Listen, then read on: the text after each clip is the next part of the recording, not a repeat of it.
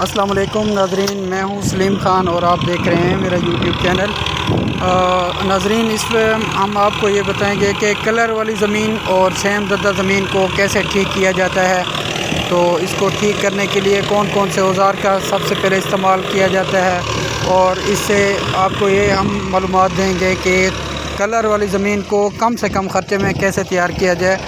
मोहतरम, अभी ये जो आप ज़मीन देख रहे हैं, ये इस पर कलर आपको नज़र आ रहा है, ये जो सफ़ेद सफ़ेद नज़र आ रहा है वाइट कलर, ये इसको कलर वाली ज़मीन कहते हैं। इसको थोर ज़मीन के नाम से भी कहा जाता है, सेम ज़दा ज़मीन भी कहा जाता है। तो अभी मैं आपको कुछ इसके बारे में कुछ अहम बातें बताऊंगा जो कि शायद आपको पहले पता ना हो। जो मेरे मुशाहदे में बातें ही हैं वो मैं आपको बताता हूँ। नाज़रीन, इस टाइम ये जो आपको गंदम नज़र आ रही है, इस गंदम के साथ ये प्लाट हमारा पड़ा था। तो ये ना मसला इस ज़मीन के साथ ये था कि इस ज़मीन में जब पानी ज़्यादा लग जाता तो वो यहाँ पे छोड़ देते। और साथ आपको ये मेन कासे एक जा रहा है हमारा, आपको शायद नज़र आ रहा होगा, जिस पे खटाई भी अभी हुई है। एक दरख्त को भी उसके किनारे के ऊपर लगा हुआ है। ये सारा मेन जो है ना ये कास जा रहा है। तो इसमें चूहे की जो है ना बहुत ज़्यादा जो है ना सुराख वगैरह हैं। चूहों ने अपना घर वगैरह बनाया हुआ है, जिसकी वजह से ये पानी वगैरह इधर आता रहा है। तो कभी हम 6 महीने के बाद यहाँ पे चक्कर लगाते थे, कभी 3 महीने के बाद चक्कर लगाते थे। तो ये ज़मीन जो है ना इसमें वो ख़राब हो गई थी। हमारे 2 प्लाट इधर से ये ख़राब हो गए थे वो। तो अभी हमने इसको तैयार करने का एक मंसूबा बनाया है। इसका मशवरा हुआ है कि इसको तैयार करते हैं। ये जो ज़मीन ख़राब है इसको ठीक कैसे करें।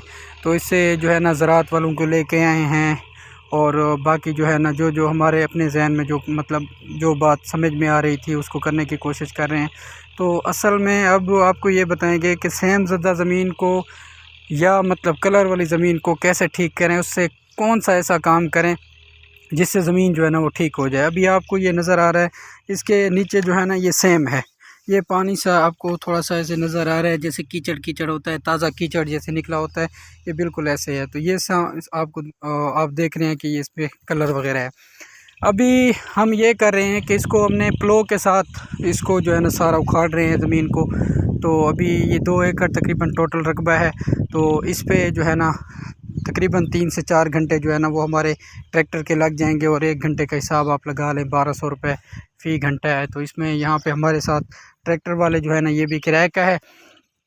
इसका हमें इनसे हमारी डील हुई है, क्योंकि हम उस तरीके से करना चाह रहे हैं जिस तरीके से कोई गरीब बंदा जो है ना काश्तकारी करता है, और उसको मतलब जो परेशानियाँ होती हैं उसका हल क्या होता है, उसी तरीके से हम आपको भी गाइड करेंगे नाज़रीन। तो इनके साथ हमारी ये बात तय हुई है कि हम आपको डीज़ल के पैसे अभी देंगे, बाकी जो पैसे होंगे आपके वो हम आपको गंदम के ऊपर देंगे। तो अभी गंदम से, क्योंकि ये गैर आबाद पड़ी थी ज़मीन, अभी गंदम से 2 महीने बकाया पड़े हैं। तो अभी आपको ये बताऊंगा कि इसको ठीक कैसे करें। तो ठीक करने का तरीकाकार ये है कि ये बिलारिस 510 अभी चल रहा है। तो इसके पीछे एक औज़ार लगा हुआ है जिसको प्लो बोलते हैं। प्लो के साथ ऐसे तवे लगे होते हैं, वो आपको शायद दूर से मैं दिखा रहा हूँ, शायद अगर आपको नज़र आ रहे हैं तो ठीक है। अभी मैं आपको थोड़ी देर में करीब से भी दिखाऊँगा। तो ये जो है इसका असल में तरीकाकार ये है कि ये जब लगाते हैं तो ये कम से कम ज़मीन को जो है ना 1 फुट से ज़्यादा तक का उसमें उखाड़ता है ज़मीन को नीचे से।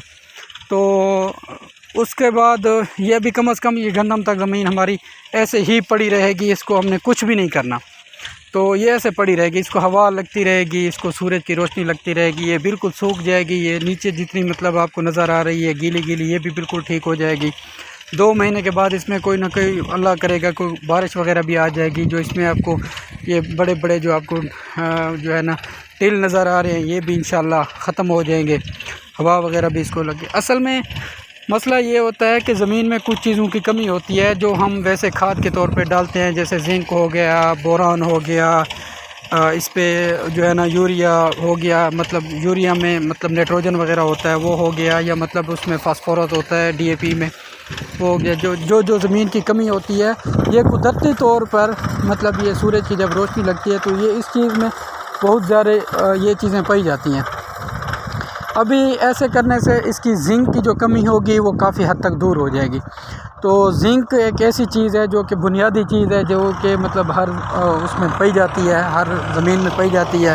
किसी में ज़्यादा होती है, किसी में कम होती है। जिसमें ज़्यादा होती है, जो ज़मीनें ताकतवर होती हैं, जो अच्छा फसल देती है, उसमें ज़्यादा होती हैं, और जिसमें फसल कम होता है उसमें कम होती है। तो अभी ये जो है ना जिंक की कमी जो है ना, ये कुदरती तौर पर सूरज की रोशनी के साथ पूरी होगी। तो उसके बाद जो है ना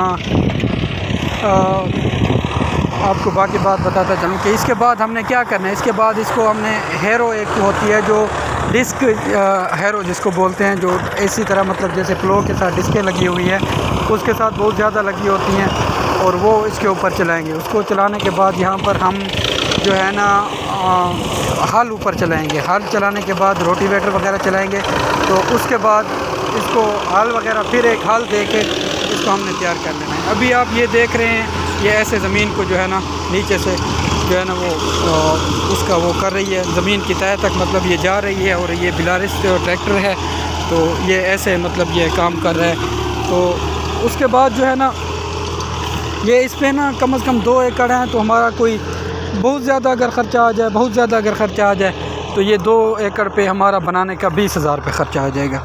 तो 20,000 रुपये जो ख़र्चा आएगा उसका जो है ना क्या करना है कि मतलब वो 20,000 हमने एट अ टाइम नहीं लगाना। देखें, हम सोचते हैं कि यार 20,000 रुपये हमारे पास नहीं है, तो हमारी वो ज़मीन फ़लाँ वाली पड़ी है, तो ऐसे। अभी देखें, आप इस चीज़ को देखें कि अभी आप एक ज़मीन आपकी पड़ी है, आप उससे फसल नहीं ले रहे, तो आप उसको फसल बनाने के काबिल अगर करना चाहते हैं, तो आप एट अ टाइम सारी चीज़ें ना करें। आप प्लो लगा दें, 1 महीने में आप प्लो लगा दें, वैसे भी फारिग पड़ी है पहले भी आपसे। तो दूसरे महीने में आप उसमें हल लगा दें। पहले प्लो जो जब आप लगा रहे हैं तो उसके डीज़ल के पैसे आप ट्रैक्टर वाले को दे दें। फिर जब इस पर आप हैरो लगाएंगे उसके फिर आप जो है ना उसके पैसे दे देंगे। तो उसके बाद जो है ना ऐसे 20,000 रुपये आपका टोटल ख़र्चा आ जाएगा, जिसमें 10,000 आप ट्रैक्टर वाले को अगर दे देते हैं, 10,000 रुपये वो आपको थोड़े थोड़े करके वो आपसे ले लेगा। ये हर इलाके में एक रूटीन चलती है। तो यहाँ पे भी आपको वही चीज़ दिखाना जा रहा हूँ। तो इसके बाद फिर हमने क्या करना है, हमारे पास यहाँ पे जिप्सम मिलता है, जो कि सेम ज़दा और कलर ज़मीनों में इस्तेमाल होता है। तो इसके अलावा लोग कुछ और मतलब कुदरती तौर पर भी कलर को और उसको ख़त्म करने के लिए जो है ना एक ये घास वगैरह होता है, जिसको क्या बोलते हैं, अब मुझे थोड़ा सा जो है ना जंतर बोलते हैं, जो सब्ज़ कलर का होता है। और उसको जो है ना खड़ा खड़ा आप किसी बकरियों वाले को दे देते हैं, तो 3-4 हज़ार 5,000 रुपये की 4,000 रुपये तक की आपकी एक कनाल बिक जाती है जब बकरियां खा लेती हैं उसको। हाँ, ये एक चीज़ जहन में रखनी है कि उसको बकरियों वालों को आप कहें कि आप इधर खड़े खड़े इनको ख़त्म करें। जो उसका पतरा होगा वो खा लेंगे बकरियाँ, और जो बाकी